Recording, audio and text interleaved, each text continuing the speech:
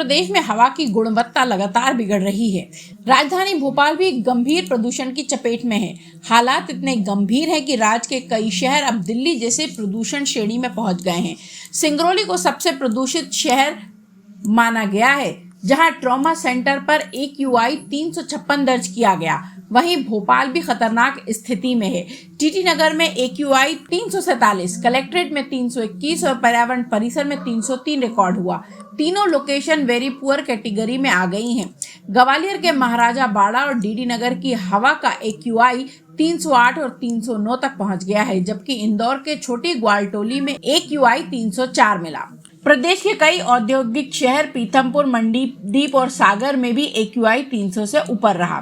विशेषज्ञों का मानना है कि राजधानी में बढ़ते प्रदूषण के पीछे निर्माण स्थलों की धूल और आसपास के क्षेत्रों में जलाई जा रही पराली प्रमुख कारण है।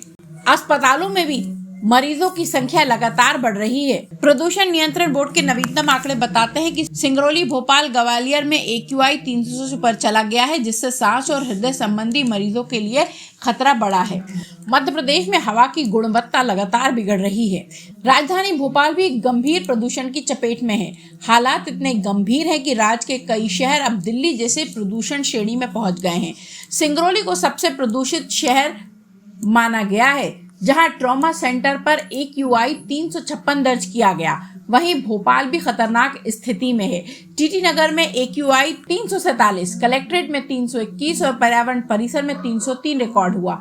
तीनों लोकेशन वेरी पुअर कैटेगरी में आ गई हैं।